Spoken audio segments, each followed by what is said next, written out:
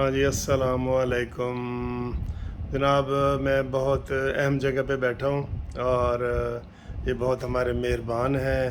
اور جب قانونی ٹی وی کا آغاز ہوا تھا تو یہی پرسنالٹی تھی جن کے ہم نے انٹرویو کیے، تو یکدم جو ہے یہ قانونی ٹی وی زمین سے آسمان کی طرف اٹھ گیا. تو میرے احمد اویس صاحب، سر السلام علیکم. وعلیکم السلام. کیسے ہیں سر؟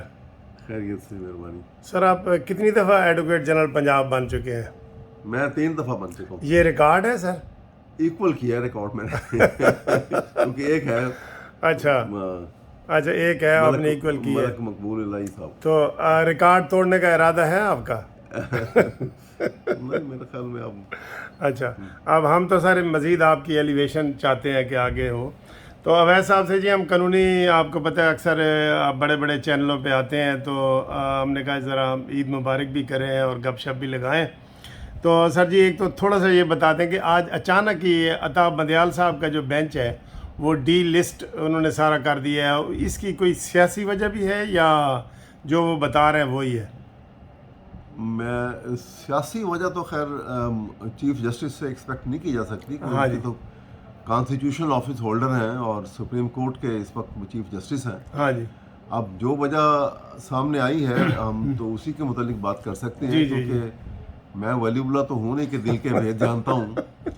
تو ہاں اس جی، لیے یہ اسٹینسبلی جو سامنے بات ہے اس کے مطابق تو ہم تجھے ولی سمجھتے اگر بادہ خار. جو نہ بادہ خار ہوتا. ہاں جی. اچھا، قانون کے تو سر آپ ولی ہیں بالکل.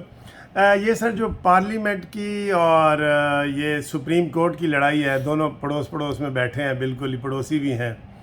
تو آپ کیا سمجھتے ہیں کہ پارلیمنٹ واقعی سپر ہے؟ اس کے قانون کو سپریم کورٹ جو ہے تشریح تو کر سکتی ہے لیکن رد نہیں کر سکتی.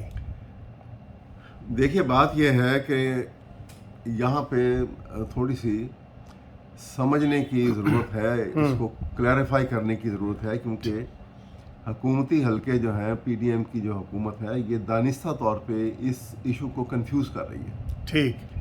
اور کنفیوز کر رہی ہے اپنا الو سیدھا کرنے کے لیے، اپنا مطلب نکالنے کے لیے.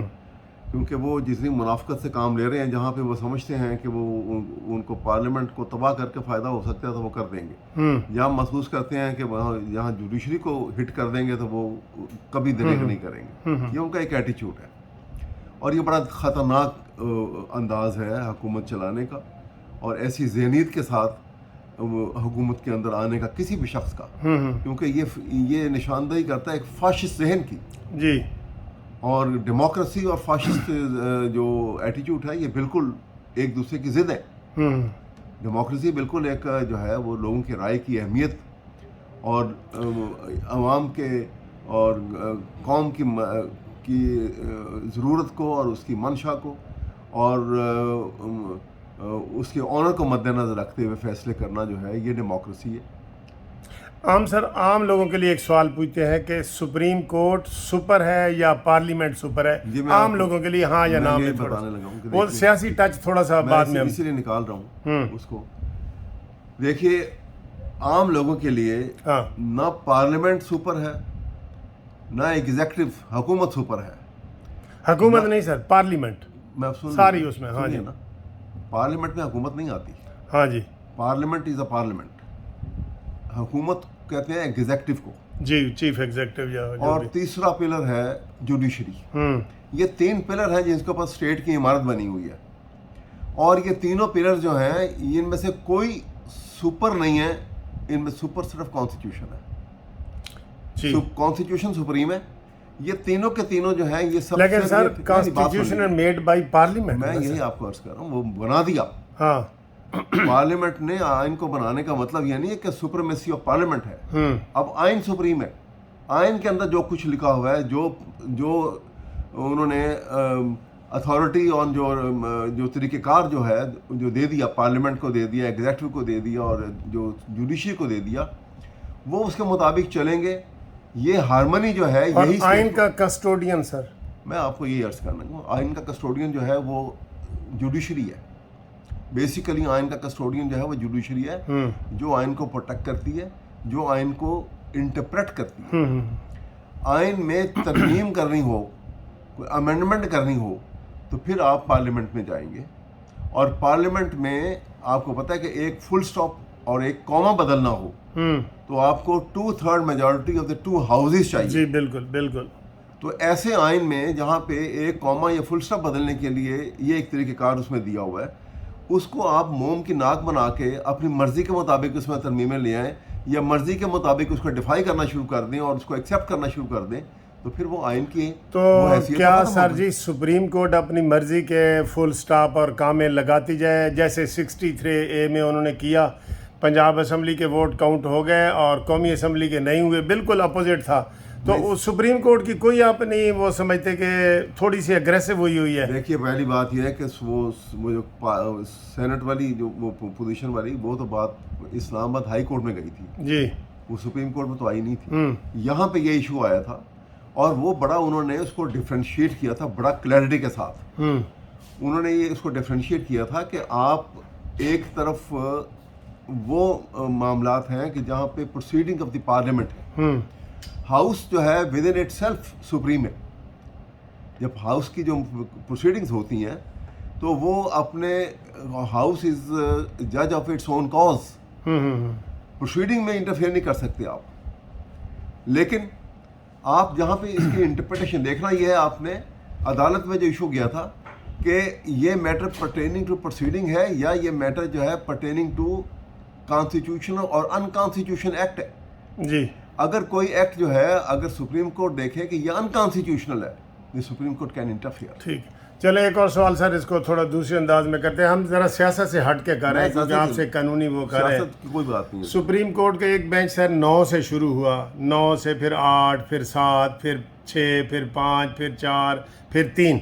تو کیا اس کو آپ صحیح سمجھتے کہ یہ ان کو اسی طریقے سے اناؤنس کر دینا چاہیے تھا یا فل کورٹ ہونا چاہیے تھا؟ آپ لیگل جو ہے نا اپنی سیاست سے ہٹ کے سر. نہیں، اس میں کوئی سیاست نہیں. ہاں جی، جب ہم لیگل بات کر رہے ہیں، جب ہم آئینی بات کر رہے ہیں تو اس میں سیاست نہیں ہے. جی جی بالکل بھی. دیکھیے انیشلی یہ ایک 9 رکنی بینچ بنا. ہاں جی.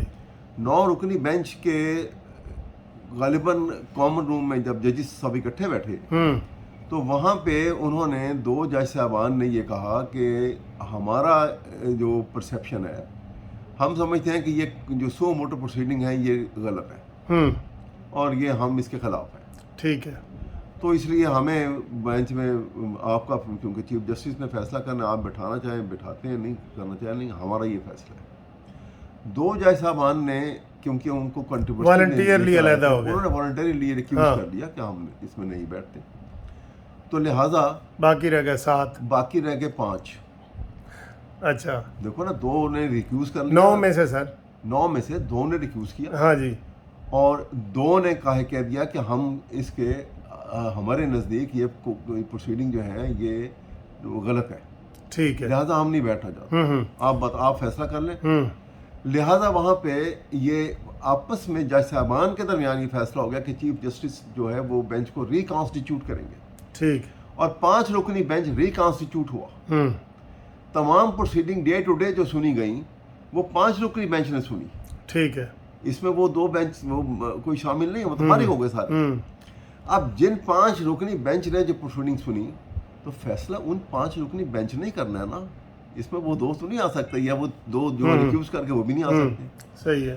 اب انہوں نے جب فیصلہ کیا تو اس فیصلے میں 2 نے اتفاق نہیں کیا. انہوں نے کہا جی ہم بھی سمجھتے ہیں کہ یہ پروسیڈنگ ٹھیک نہیں ہے، تو ہم اس کو ہمارا فیصلہ جو ہے وہ اس کے اگینسٹ ہے. 3 جج صاحبان نے یہ پروسیڈنگ کے بعد جو فیصلہ کیا وہ فیصلہ آن میرٹ جو سارا فیصلہ تھا وہ انہوں نے کر دیا. لہٰذا جب فیصلہ سامنے آیا تو اس کی اوپننگ سینٹینس جو ہے، اوپننگ لائنز میں یہ لکھا گیا کہ اٹ از دا ججمنٹ 3-2 کی ریشو سے. ہاں جی. ٹھیک ہے. اور سنیے ذرا، اس میں 5 جج صاحبان نے سائن کیے. ٹھیک ہے. 2 چیزیں اس کے اسی فیصلے میں آئیں کہ یہ 3-2 کی ریشو ہے اور یہ 5 رکنی بینچ ریکانسٹیٹیوٹ ہوا تھا. یہ دونوں چیزیں اس میں 5 جج صاحبان کے سائن ہیں. ٹھیک. اس لیے کہنا بالکل جو ہے یہ میلافائڈی بھی ہے، جو لوگ اس کو اچھال رہے ہیں، اور یہ غلط ہے، کیونکہ یہ بات جو ہے وہ ان کے 5 ججز کے سگنیچر کے بعد یہ بات ہی نہیں بنتی. اور جو جج پروسیڈنگ میں بیٹھا نہیں ہوا، ہیئرنگ نہیں سن رہا، وہ کیسے پارٹ آف ججمنٹ ہو سکتا ہے؟ چلیں، یعنی کہ آپ ابھی 3-2 کے وہ اس میں کر رہے ہیں. چلیں جی، آپ سے سر ایک آخری سوال یہ کرتے ہیں. آپ بھی ایک موقع تھا کہ آپ نے بھی ججوں کے خلاف ریفرنس دائر کیے تھے، ایک زمانہ تھا. اب اس وقت جسٹس مظاہر علی اکبر نقوی صاحب، میرے تو کلاس فیلو بھی ہیں، بڑے اچھے دوست بھی ہیں، ان کے خلاف ریفرنس پاکستان بار کونسل نے اور 2-3 ایڈوکیٹس نے فائل کیے ہوئے ہیں. کیا ان کو کام کرنے کی اجازت ہونی چاہیے، یا وہ ریفرنس چیف صاحب نہیں اٹھا رہے، بلکہ انہوں نے ایک فکرہ یہ بھی کہہ دیا تھا کہ میں نے ان کو اپنے ساتھ بٹھایا ہے، میں کسی کو میسج دینا چاہتا تھا. اس کے بارے میں تھوڑا سا. پہلی بات تو یہ ہے کہ اس وقت تک تو جب یہ انہوں نے بات کی تھی، یہ ریفرنس اس کے بعد آئے ہیں، اور انہوں نے ایک جج کے متعلق اس کے ایسی باتیں اڑا دینا جس کی کوئی بنیاد نہیں ہے. ابھی بھی یہ ریفرنس کے اندر یہ ساری ہیئر سے ہے، اس کے اندر کوئی ایسے سالڈ گراؤنڈ نہیں ہے جس کے اوپر آپ کسی جج کے مس کنڈکٹ کی بنیاد کے اس کے اوپر سپریم جوڈیشل کاؤنسل میں ریفرنس بھیج سکیں. جسٹس مظاہر علی نقوی کے متعلق بھی جو باتیں لکھی گئی ہیں، یہ ساری بنیاد ہے اس کی وہ صرف ہیئر سے ہے، اس میں کوئی سالڈ ریزن نہیں ہے. اس لیے یہ بات جو ہے کہ وہ، لیکن سپریم جوڈیشل کونسل کے سامنے پیش تو ہونا چاہیے نا پیش تو جب وہ اب دیکھیں نا، وہ ان کے پاس تو میرے خیال میں ایک امبار لگا ہوا ہے ریفرنس کا، وہ چلیں گے، یہ بھی آئیں گے سامنے. میرے بھی پینڈنگ پڑا ہوا ہے وہاں. ہاں، آپ کا بھی تو، آپ کا تو بہت پرانا پینڈنگ پڑا ہوا ہے، بلکہ وہ سارے آنے چاہیے اور جلدی فیصلے ہونے چاہیے. وہ اپنی جگہ بالکل درست ہے، فیصلے جلدی ہونے چاہیے. لیکن سوال یہ ہے کہ یہ کسی جج کے خلاف ریفرنس جب تک کسی ایسی سٹیج کے اوپر نہیں آتا کہ جہاں پہ اس کے گلٹی ہونے کے امکانات بالکل 100% نظر آنے لگیں، تو پھر یہ بینچ کی طرف سے، یہ سپریم جوڈیشل کونسل کی طرف سے کوئی اگر ایسا انجنکٹیو ایک آرڈر پاس ہو جائے. کیونکہ آپ یہ یاد رکھیے کہ سپریم جوڈیشل کونسل جو ہے یہ کوئی بینچ نہیں ہے. سر قاضی فائز سے کا تو ایسے نکل آتا ہے، ٹھیک ہے، آپ کے ابھی تک نہیں آئے جو آپ نے 2 سال پہلے کیے تھے. قاضی صاحب کے تو فوراً ہی نکل آیا یہ، لیکن قاضی صاحب کے تو اس کے بعد بینچ بھی بن گیا. ہاں، وہ بھی غلط ہوا. آپ دیکھیں پھر سپریم جوڈیشل کونسل کی حیثیت کیا رہے گی کہ آپ نے بینچ بنا کے فیصلے کرنے ہیں. ہاں، 10 ججوں کا بینچ بن گیا، 4-6 کا فیصلہ ہوا. وہ ریویو پٹیشن جو پینڈنگ پڑی تھی، دوبارہ سے آئی ہے اس کے اندر کیورمنٹ، وہ کون، ہاں، وہ پٹیشن کے اوپر انہوں نے ابھی اس میں وہ کر رہے ہیں. میری کہنے کی گزارش یہ ہے آپ سے کہ قاضی صاحب کو اتنے عرصہ جب پروسیڈنگ چلتی رہی اور ان کا ریفرنس بھی رہا، کیا ان کو عدالت میں کام کرنے سے روکا گیا تھا؟ نہیں روکا گیا. وہ کام کرتے رہے. تو پھر کیوں آپ ایکسیپشن لے رہے ہیں ان کے متعلق؟ ٹھیک ہے، یہ ایک ساری ایک بلا وجہ اس کو پلیپ کر کے اور اس کے سپریم کورٹ کے جج صاحبان کے امیج کو ٹارنش کیا جا رہا ہے. اور یہ سوچا نہیں جا رہا کہ اس کا یہ اگر سپریم کورٹ کے امیج کو اور ان کے جج صاحبان کے امیج کو ٹارنش کریں گے تو سوسائٹی کے اوپر اس کا کتنا نیگیٹو امپیکٹ ہوگا. ٹھیک ہے، اور سوسائٹی میں اگر جج صاحبان کے اور سپریم کورٹ کے متعلق ایک نیگیٹو امپیکٹ جو ہے وہ اگر سامنے آ گیا تو وہ سوسائٹی جو ہے وہاں supreme court will lose its currency. اور سپریم کورٹ اپنی کرنسی عوام کی نظر میں اگر کھو بیٹھے گی، قوم کی نظر میں کھو بیٹھے گی، تو society will become free for all. اور سچ اے ڈینجرس سوسائٹی. وہ ایک انارکی پہلے ہوئی ہوئی ہے، وہ اس حد تک بڑھ جائے گی کہ کسی کنٹرول میں نہیں رہے گی. ایک سر آخری سوال آپ سے پوچھتے ہیں کہ یہ جو چیف ایگزیکٹو آرڈر کی بڑی باتیں ہو رہی ہیں، ٹھیک ہے، تو افتخار چودھری صاحب کو اور ججز کو، آپ لائر موومنٹ میں بہت آگے تھے ماشاءاللہ، اس وقت آپ لاہور ہائی کورٹ بار کے صدر بھی تھے، تو چیف ایگزیکٹو کا آرڈر یوز ہو سکتا ہے موجودہ دور میں عطا بندیال کے خلاف، یا یہ کوئی ایسے ہوا میں باتیں ہیں؟ بالکل بھی نہیں ہو سکتا. بالکل نہیں. افتخار چودھری کا جو ہوا تھا، نہیں، افتخار چودھری کے جو یوسف رضا گیلانی نے کیا، آپ کو معلوم ہے کتنی بڑی موومنٹ چلی تھی. ہاں جی، اس وجہ سے کہ وہ ایک انکانسٹیٹیوشنل ایکٹ تھا. اس کے بعد اس کی ڈیٹیل ججمنٹ بھی آ گئی، ٹھیک، جس میں انہوں نے ڈکلیئر کیا کہ یہ it was a supra constitutional act, it was extra constitutional act. Therefore اس کی کوئی قانونی حیثیت نہیں ہے، اس کی کوئی کانسٹیٹیوشنل حیثیت نہیں ہے. ٹھیک. اور یہ یہاں پہ دیکھیے، آپ تھوڑی سی اگر مجھے اجازت دیں تو میں تھوڑی سی پوزیشن کو ایکسپلین بھی کریں سر. دیکھیں، بات یہ ہے کہ اسٹیٹ سٹرکچر جو ہے کسی بھی ملک کا، جو اسٹیٹ سٹرکچر ہے، اس میں یہ 3 پلر سب سے اہم ہے: پارلیمنٹ، ایگزیکٹو اور جوڈیشری.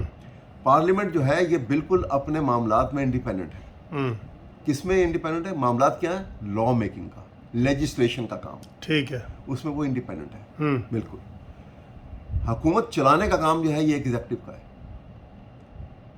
پارلیمنٹ حکومت چلانے کے معاملات میں انٹرفیئر نہیں کر سکتی، وہ انسٹرکشن نہیں دے سکتی کہ آپ چیف ایگزیکٹو جو ہے یا پرائم منسٹر اب یہ کرے اب یہ کرے. ہی از ایبسلیوٹلی، وہ prime minister and the cabinet جو فیصلہ کریں گے وہ اپنے سفیر انفلوئنس میں وہ بالکل انڈیپینڈنٹ فیصلہ ہے ان کا.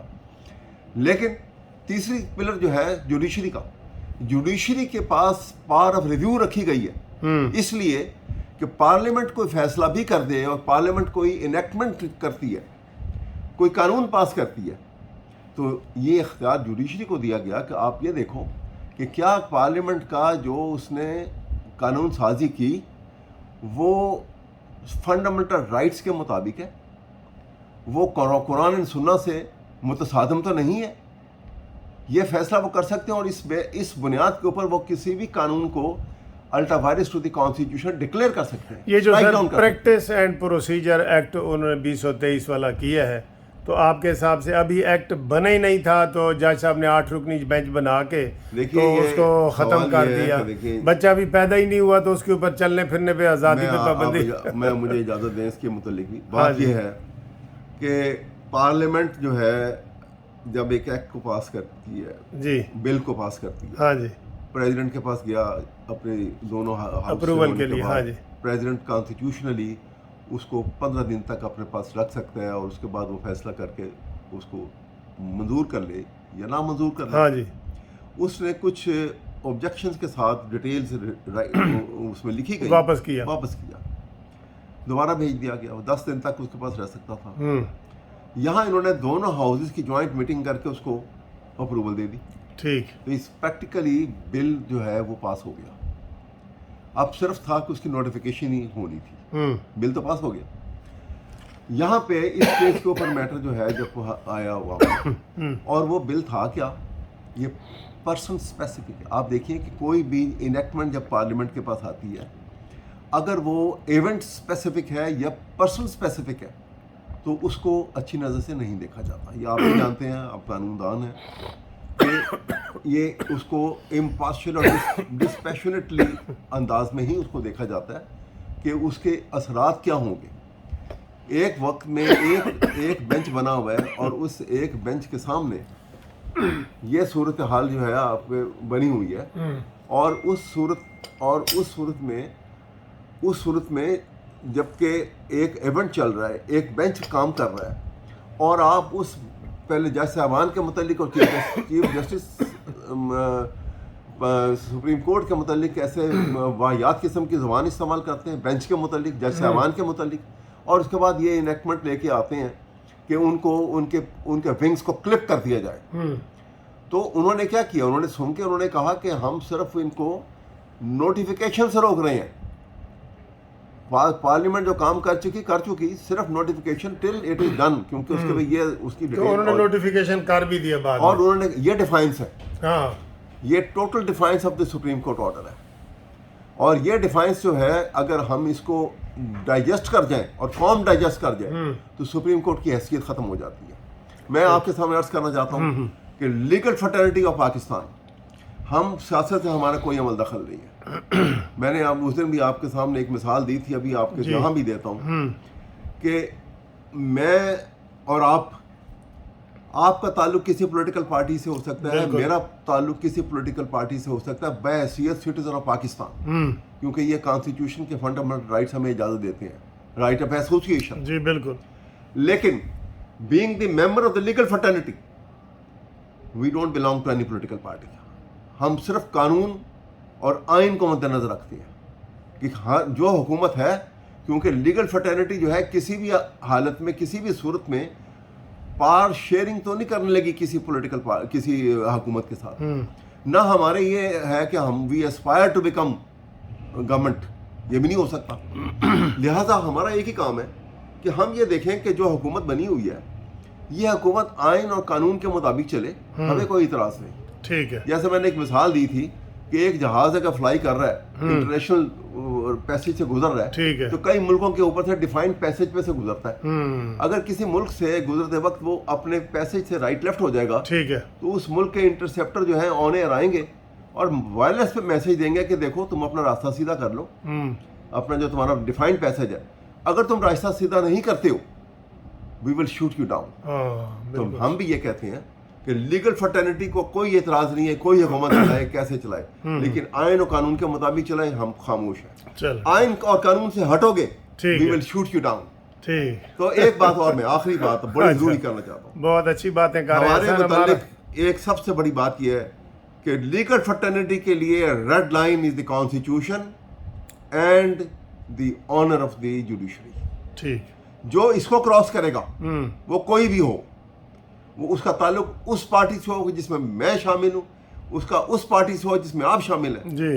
لیگل فرٹرنیٹی کی حیثیت سے we will not let that red line cross to anybody, اور ہم اس کے لیے ہر طریقے سے جو ہے باقاعدہ اس کو پوری طرح سے we will fight it out. اس وجہ سے کہ ہم سمجھتے ہیں کہ پاکستان کی سالمیت اور پاکستان کے بقا جو ہے وہ آئین کی اصل شکل میں قائم رہنے کے ساتھ ہی قائم رہتی ہے, اور اس کی اصل شکل کو اگر بگاڑ دیں گے, آپ بدل دیں گے, اس کا حلیہ بگاڑ دیں گے, تو پھر وہ بڑی خطرناک صورتحال ہے. اور یہ لوگ یہ پیدا کر رہے ہیں, دانستہ پیدا کر رہے ہیں, اس لیے کہ پرائم منسٹر شہباز شریف, اس کے ساتھ اس کے قریبی عواری جو ہیں, ایسا لگتا ہے کہ وہ they are riding on the high horse of arrogance, اور وہاں سے ان کا کانسٹیٹیوشن بڑا چھوٹا سا نظر آ رہا ہے. ٹھیک ہے. اور ان کو زمین پہ اتر کر دیکھنا ہوگا کہ کانسٹیٹیوشن چھوٹا نہیں ہے, یہ خود بہت بونے ہیں. ٹھیک. اور ہم وہ دن کبھی آنے نہیں دیں گے کہ کانسٹیٹیوشن کو کوئی اس شکل سے دیکھے اور اس کے اپنی منشا اور اپنی خواہشات کے مطابق اس میں تبدیلیاں لے کر آئے. تھینک یو جی احمد اویس صاحب کا, آپ نے انٹرویو سنا ہے, آپ نے آخر میں ریڈ لائنز بھی انہوں نے بتا دی ہیں, اور بہت مزہ آ رہا ہے گفتگو کا. میں تو بند نہیں کرنا چاہ رہا تھا, لیکن یہ آپ کو پتہ ہے پھر لمبی ویڈیو بہت زیادہ ہو جاتی ہیں, ابھی بھی 20-25 منٹ کا ہو گیا ہے. تو تھینک یو جی اویس صاحب, آپ نے ہمارے ساتھ بڑی اچھی گفتگو کی ہے. اور دیکھیں آخر میں اویس صاحب نے, ان کا تعلق تو بے شک وہ پی ٹی آئی کے ساتھ ہے, 3 دفعہ ایڈوکیٹ جنرل پنجاب بنے ہیں, لیکن جہاں لیگل فریٹرنیٹی کی بات ہوتی ہے تو آپ دیکھیں کس طرح وہ جذباتی ہو رہے تھے ماشاءاللہ. اور انہوں نے کہا جی یہ ہماری ریڈ لائن ہے سب کے لیے, چاہے کوئی نون لیگ کا ہے, پی ٹی آئی کا ہے, جماعت اسلامی کا ہے, کسی کا بھی ہے. ہم ریڈ لائن جو ہماری ہے وہ سب کی ایک ہے, اور وہ ہے کانسٹیٹیوشن اور سپریمیسی آف لا. آئین, سپریم کورٹ, پارلیمنٹ سب ہو جاتی ہے. اس کو جو وائلیٹ کرے گا ہم وکیل اس کے خلاف آواز بلند کریں گے. تو تھینک یو ویری مچ ناظرین, کمنٹس کریں, لائک کریں, شیئر کریں. اللہ حافظ.